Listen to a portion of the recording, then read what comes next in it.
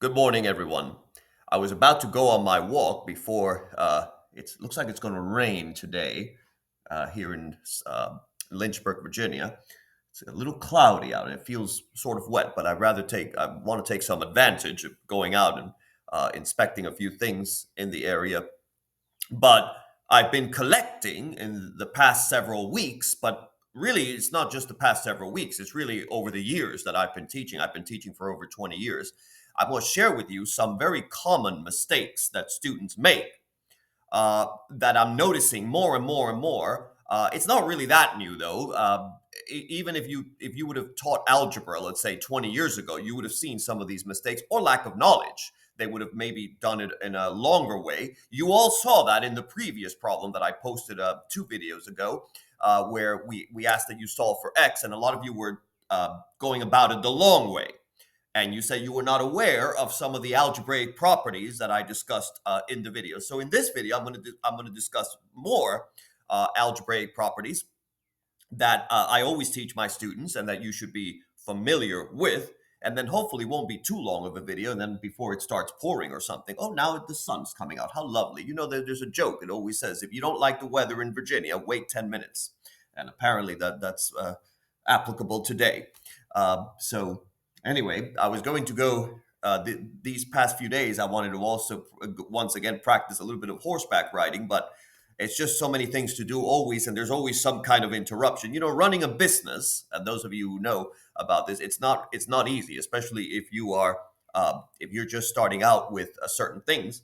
There's always something that will catch your attention. But anyway, here's a couple of miscellaneous. This is all a mixture of different concepts, but it's something that bothers me when students don't know these things. So here goes.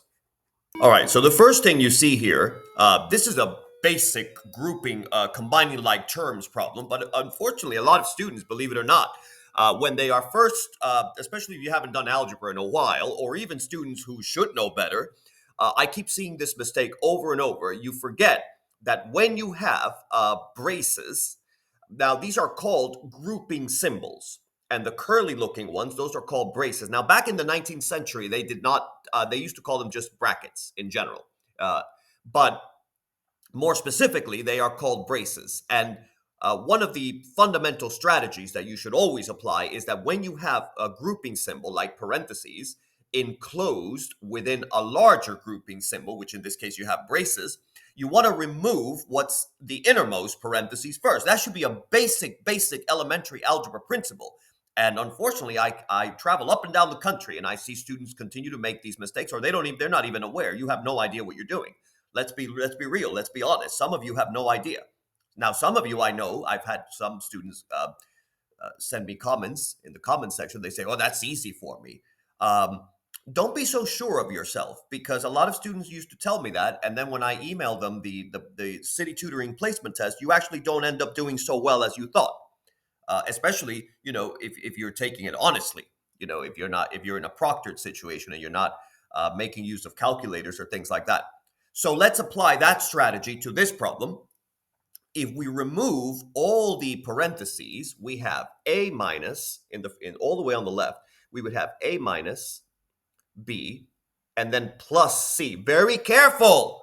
You see why I put a plus c there. A lot of you forget to do that. You have a negation symbol, you have a minus symbol in front of the parentheses. That means that there's really a 1 there. So you have to use the distributive law. That's -1 times b, which is -1b. -1 times -c is +1c. Be very careful with your signs. It really irritates me that students are forgetting these things. I've seen students just straight up put a minus b minus c. How dare you, right? You got to know your mathematical laws. Now you have the second braces here. We're going to remove the parentheses. So we have plus. Now I'm going to keep the braces, though, for the time being. We have plus braces, b plus, a minus c. Notice in this case, I did not change the signs because you have a plus in front of the parentheses. Minus. And then I'm going to keep those braces as well. A minus b minus c. Now here you do have, notice what happened here. You have a negation symbol in front of that entire braces, right? But I'm going to keep it here for now just so that you see what I'm doing. So that's A minus B minus C. But of course, the signs are going to change. All right, so now I have A minus B plus C plus B plus A minus C. And then this becomes minus A plus B plus C. Now we can combine our like terms. We have an A here. We have, all the way on the left, we have another A here. That's A plus A minus A. 2A minus A is A. So that gets rid of those. We have negative B plus B. This right here, that's a 0, but then you have another B here, so that's plus B. Get rid of those. Then you have C here. You have C minus C. C minus C is 0, but you have a plus C here. And therefore your answer is A plus B plus C. Simple stuff, but easy to forget. I know some of you are going to say, oh, this is so easy, and then you take the test and you don't actually do this and you get it wrong. I've had honor students get this wrong, so-called honor. You know I don't use the term honors anymore. It means nothing today. There's a lot of students who call themselves honors, and they're anything but. They're not in a good algebraic level, and I've seen it a lot. Now, your school might be an exception, of course, your school or your college or wherever it is, but I guarantee you, why don't you do a little experiment if you don't believe me? You could take some of the problems on this channel and give them to your classmates. And I'm talking about classmates enrolled in a math course. And you let me know how they do. Of course, don't let them use, obviously AI, because if you're using AI, you're basically a cheater, you're a fool, and I have no time for you. So I have no respect for anyone who cheats. I have no respect for cheaters, liars, scammers. Those are all people who, as a Christian, I want no part of any kind of association with those people unless they repent. All right, the second one, notice that this is another concept here that I'm going at. Let me see if I can try to make this, this example bigger.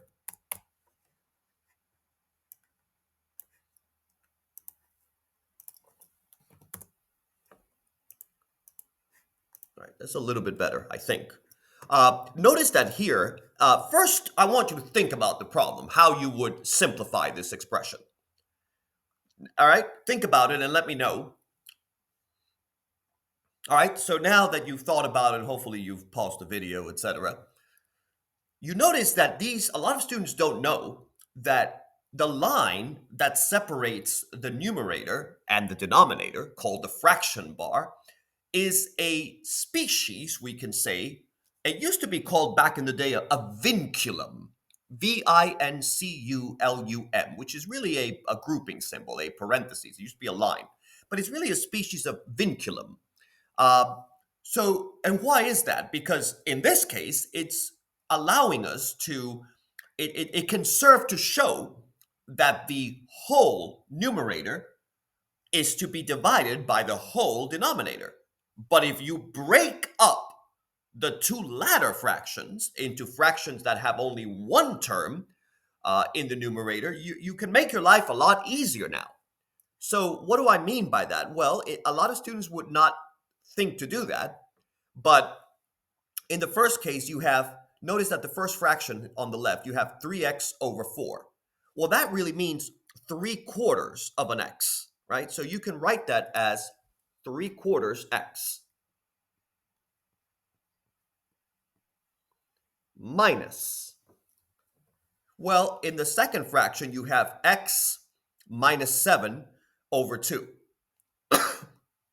So, which is really, there's a 1x there, and there's a 2 there. So you could write that as 1/2 of an x. So you have minus 1/2 x. And then notice you have a 7 there. So, and because you have a minus symbol in front of the fraction bar, it's negative, negative. So now you have positive 7/2. And then the third fraction, it's easy too. You have 6 over 8x minus 9/8.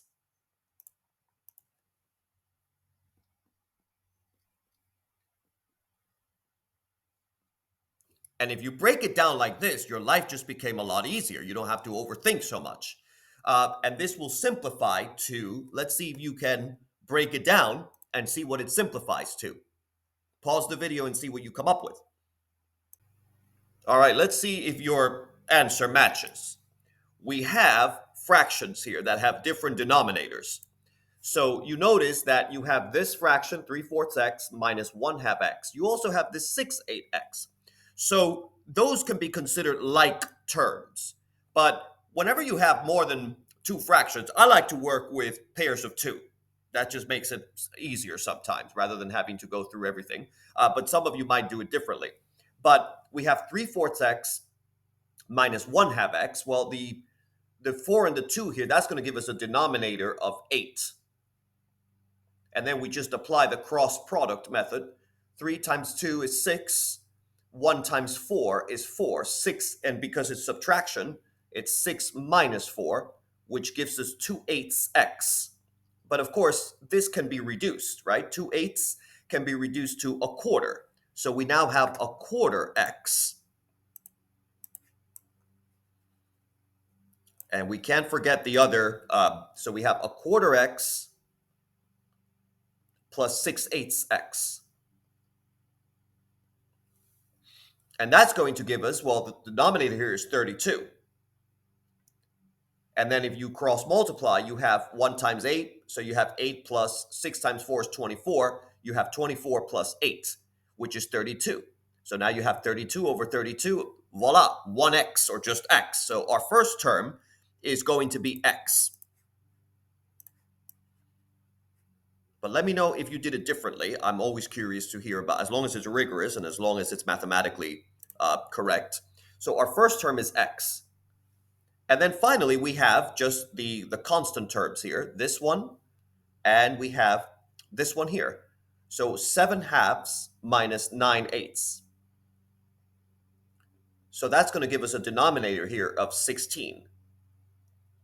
Then you have 7 times 8 is 56, minus 9 times 2 is 18, and you're going to get 56 minus 18, which is 38, and you have 38 over 16, but of course, we can reduce that because 38 and 16, you can use 2 as a common factor, and you end up with 38 divided by 2 is 19, 16 divided by 2 is 8, so you have x plus 19 over 8 as your final answer.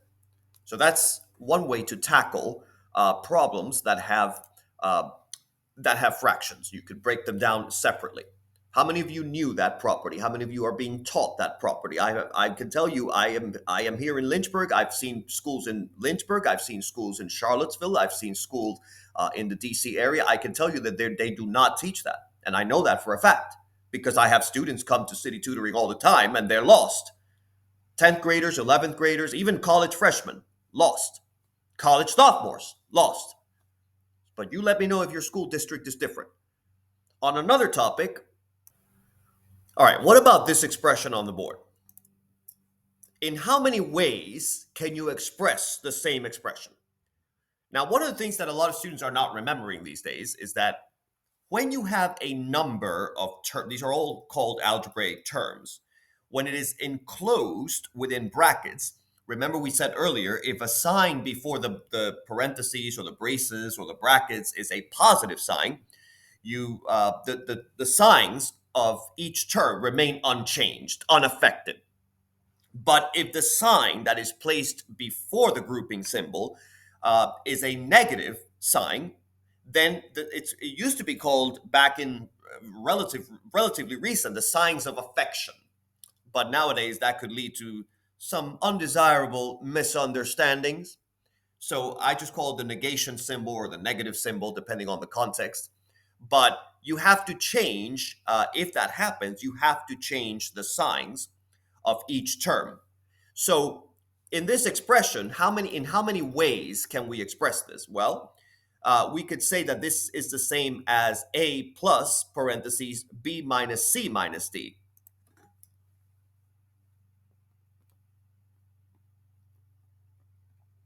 Notice that here, I don't change the signs. I just put a plus sign there. It didn't change anything. And this can also be expressed as, by the way, A plus B minus C plus D.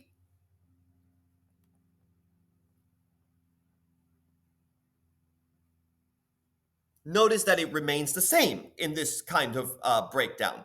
The signs would not change. If I were to distribute, I would still get negative C, negative D. Another way is you can look at this as A minus parentheses negative B,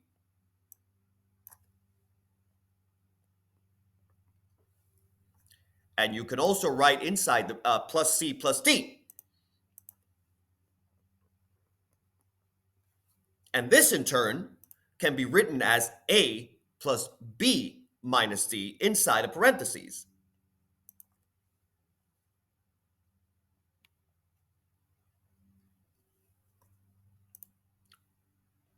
And then, of course, the minus C would go outside if that's, we can write it out that way, etc. Notice again what would happen, right? The negative, so if it's a negative in front of the parentheses, you have positive B, and that gives you that negative C there. How many of you knew that? A lot of students do not express properly these things. So when the word sign is used in the future, you are to understand it as a sign that changes, right? Or back in the day, they used to call it a sign of affection, unless otherwise expressed. All right. So that's another issue that is has been coming up. Another issue that comes up. All right. Now this is a familiar. I hope for most people, this is still a familiar formula. Now, we have talked about multiplication in the past on this channel, but there are many algebraical expressions that can be multiplied via inspection, especially the type of this type, a plus b squared. We call them expressions of the form parentheses a plus b, and then you have an exponent of 2 outside the parentheses. This can be written as, this is the same thing as saying a squared plus 2ab plus b squared. And if you express this in ordinary English language, you can say that the square of the sum of 2 quantities is the square of the first plus twice their product plus the square of the second. Really rather easy formula. But you'd be shocked on how many students are continuing to make mistakes. For example, the other day I went into one of the local schools because I was invited by a friend who teaches in a local school. And I asked the following question. I put 3a plus 7b. Let me see if I can write it out here, just as an example. All right, 3a plus 7b inside the parentheses and then a square outside of it. A lot of students got this wrong. And no, in that case, it was not an honors class. It was just a regular college, I guess you can call it. Can I still say regular, or would I get in trouble? I don't know, because nowadays we can't use certain terms. Not that I care if I get in trouble, but with who is the question? In trouble with who? But anyway, the first term here, you can apply that formula for sure. So this 3a, you can write it as 3a squared plus, right? We said that we now multiply twice the product of a and b. So now it's twice times 3a times 7b.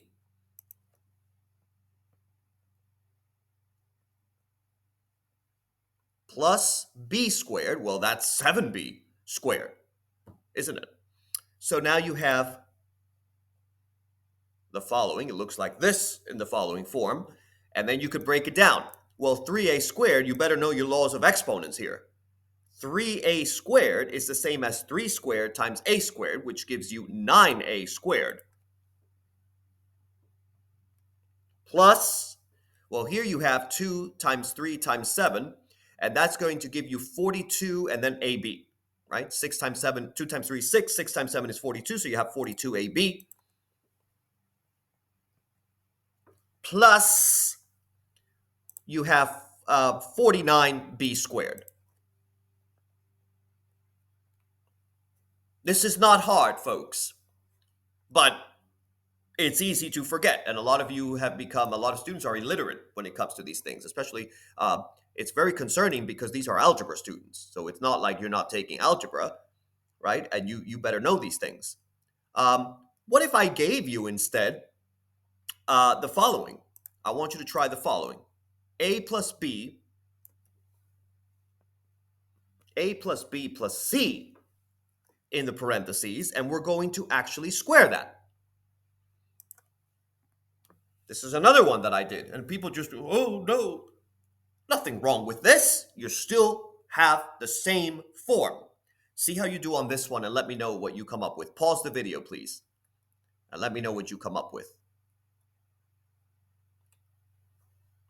All right, so let's break it down then. You have the form here, a plus b plus c squared. You can always write it, if you want, it might be easier to use braces here. So you can write it as braces, a plus b inside the parentheses.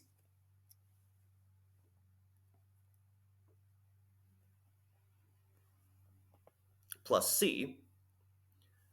And then close parentheses, and now you have square. And this is going to help you break it down using the formula. So now you have the first parentheses, a plus b. So we could say that we could express that as a plus b squared.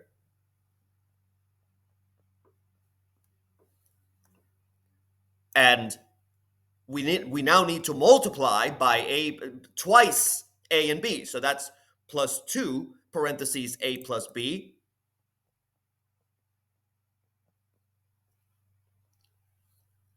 And we need to multiply times c. Where's my eraser here? This is multiplied by c. So now you have, and then the second term squared, c squared. So you have plus c squared. Now what? We're not finished, are we?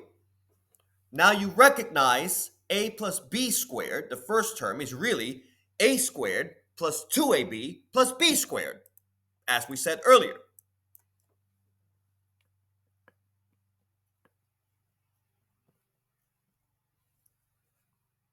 And then we've got the second term here. That's going to give us 2ab plus 2ac plus 2bc, right? So, because if you distribute here, you have, in reality, if you want to break it down, you have 2 parentheses ac. I hope I have room here.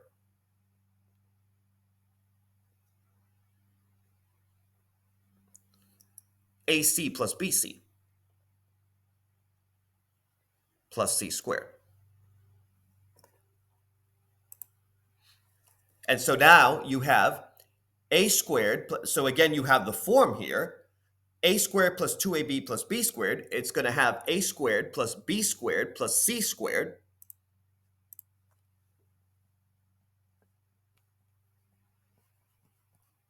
Right? These are, notice I'm putting these terms together. And then I can add the 2AB plus 2AC plus 2BC.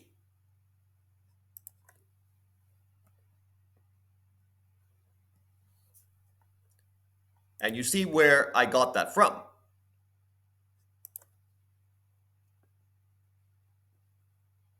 If you distribute, right, AB, 2AB, 2AC, etc. So that would be the final, the simplified answer to that. So it is a very common, also based on this, it's a very common mistake, especially with beginners, to write down A squared plus B squared. A lot of students are doing this, and I'm noticing it, but it's not new. That has been a problem for years. You write it down as the square of A plus B. And thereby you leave out twice the product of the quantities. Right? So a lot of students do this.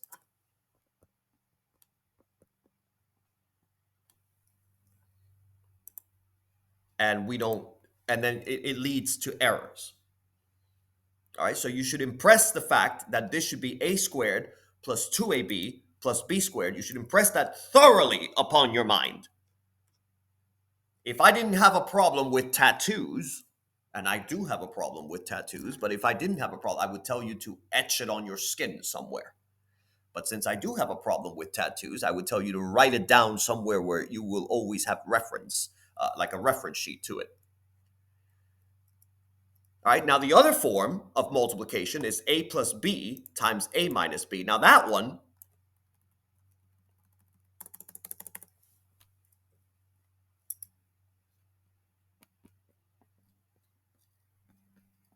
if you have this form, you can write it out as a squared minus b squared. You can find that easily by long multiplication.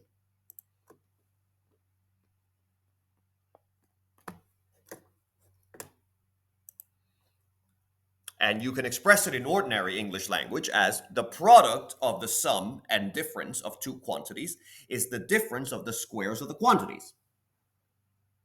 Say that with me again. The product of the sum and difference of two quantities is the difference of the squares of the quantities.